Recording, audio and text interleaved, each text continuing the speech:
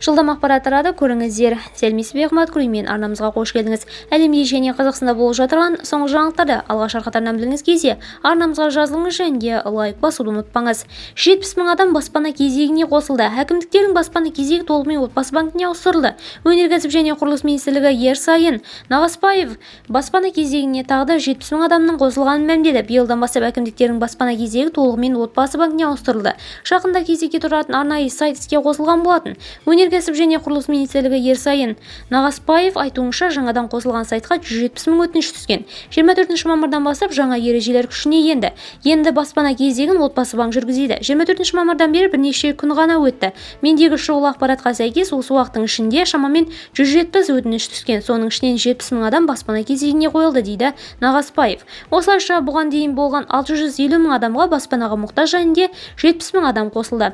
Баспанаға мұқтаж кез келген адам кезекке тұра алады, бірақ нақты талаптар бар. Олар: соңғы 5 жыл ішінде Қазақстан Республикасы аумағында тұрған үйдің болмауы, жалғыз баспананың апатты деп танылуы, Астана, Алматы және Шымкент қалалары үшін қосымша соңғы 3 жыл ішінде тіркеудің болуы. Жұмыс кеңінен таралу үшін лайк басып жақындарыңызға таратуды ұмытпаңыз. Біз бақылауды жалғастырыңыз.